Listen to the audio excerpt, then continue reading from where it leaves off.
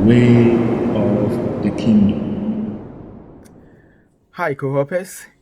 Yeah, I hope you're doing well and keeping very safe. So I just wanted to share something very briefly.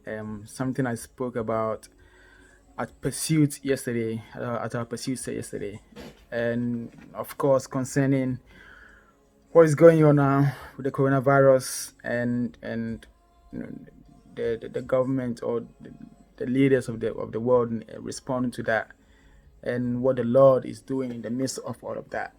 And yeah, it's quite incredible times that we live in. And as I said before, I do not believe this is an eschatological event in the sense that this is on an end time judgment that God is pouring upon the earth. And so there are some people who are asking, is it the devil? Is it the Lord? Is it people? And I think is not the most important question we should be asking, you know, because well, first of all, Jesus forewarned that such things are going to increase, such things are going to come, especially as we near the end of this age. So as believers, we should have been aware that such things are definitely going to come, you know. So it shouldn't be a shock to all of us because we will already be forewarned by Jesus for that. And secondly, you know, we know that God uses everything. That's one thing He does best, I think. He uses the good, the bad, and the ugly. He uses everything for His purposes, for the glory of His purposes. So no matter what, if the devil, whatever it is, God is going to use it for His glory. And so the most important thing we should be asking is like, what is the Lord doing? What's the Lord saying? And how are we to respond in the midst of all of that? That is the key thing that we should be doing. And that's what I want to speak about just shortly in terms of like, if you remember I think it was last month, when I had my back pain, and obviously the Lord healing me in that process. It caused me to really look at my life very carefully in terms of look what how I'm working with the Lord, what I'm doing. And in fact that came to a point where I just felt like, I felt like in the coming month, God is gonna bring me to a place where, something that will affect my life like very significantly. And if you can remember, I did ask you all of you to pray for me because I want to have ears to hear. But looking back now, it seems like it wasn't just me, but actually it's the church that the Lord is bringing us into a new phase. And I mean, if we look at in terms of, the response that is coming from our government, from here in the UK, and also definitely in America, in terms of the restriction and in social gathering, it had me like recall something that Mike Baker said like a long time ago. So pretty much he had an encounter with the Lord, and the Lord told him that the Lord said He is going to change the expression of Christianity within one generation. That within one generation, you know, believers will do church differently, or believers will see church differently, and also even non-believers also will see church very differently. There's something like the Lord Himself sovereignly will change the expression of Christianity. And so just looking what's happening right now, it kind of brought that back because if you look, especially in America, most big churches are now meeting in very small groups. I mean, obviously, some are doing like online services, but there are many people who are meeting now like in very small groups because the restriction that's in America now is like people cannot, like, not more than 10 people can meet in one place. So it's causing the church to do things differently, and of course here as well in the UK. So it really brought all that back to me in the sense that, if we go back to the book of Acts, this is what the church used to be in terms of the church at that time. It was house churches. They meet in house church. They meet like in smaller groups, and it seems like we are going back to, or the Lord Himself is kind of resetting things back to the way the way it was. So it made me feel like, for all of us, it's time that we're gonna really, really look carefully to to look at our life and how we are working with the Lord, especially with the restriction that has been brought up on all of us. Obviously, I think most companies and businesses now, either they allow their employees to work from home, or most businesses have completely closed for the meantime, and who knows how long this will go on for. And I feel like this is the time that we gotta make really, really good use of this opportunity that we have, because I I feel like it's like God is using this to really bring us to that place where we will seek Him, where we all have like a reset in our life, a rebound back, returning back to our first love in a way.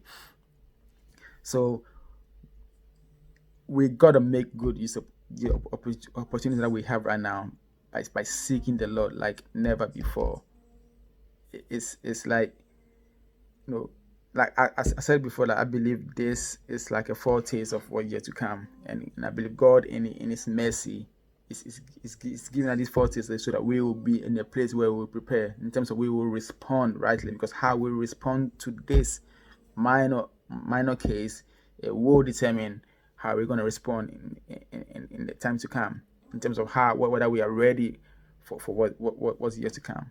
So God is very merciful to us. So let us make use of this opportunity and preparing by seeking like a reset. I think everyone to have like a very good look at their life, the way they walk with the Lord, and reset again, getting back to our first love, to a place where we seek the Lord for who He is and seek Him for who He says we are. We cannot draw away from that, and I think we gotta get that right, because we gotta respond really right by preparing our heart, by going deep in His Word and deep in prayer. All of us, again, because it's like there's like a big sabbatical rest on upon probably the globe, if you can put it that way.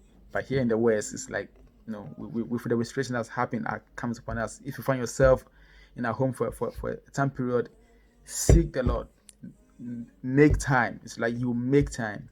Now most of us have time now. Make the time to seek the Lord, seek His heart, go deep in His Word, in prayer, cry out for having the ears to hear and for a heart to respond to Him, a heart to to get to know Him like never before. Because I believe we are being prepared. We are really, really being prepared, and we have to respond to what the Lord is doing in this time. It's it kind of I felt like, in the time of Moses. Remember Moses, like for 40 days he went to the mountain, on the mountaintop. He met the Lord, and he came back with the word of the Lord, which were the 10 Commandments for the people. And I think this could be, we could make this time our time with the Lord on the mountain. No matter where we find ourselves, we make this time our time with encounter with the Lord. That God will fill us up.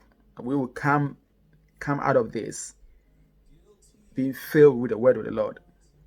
Just like Moses was given the word of the Lord when he came down, in the same way we will come out with the word of the Lord within our heart, that we will speak with authority. Like Jesus, 40 days in the wilderness, he came with authority when he spoke. I think this is what the Lord is doing. So we gotta make good use of it. Like, we should not waste. Do not waste this time. It's like this thing will come to an end for sure. This pandemic will come to an end, and when it comes to an end, it's like we should not go back to what things used to be. It's like, because now everyone is longing for the time when things will come back to normal.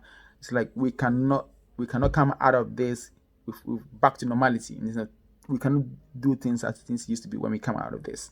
So we have to have our heart changed. We gotta have an encounter with the Lord in that sense. If we all look at Psalm 91, Psalm 91 is for those who dwell in the shelter of the Most High. It's not like the trouble comes and then we start quoting that scripture. No. It's like we got the people who are already dwelling.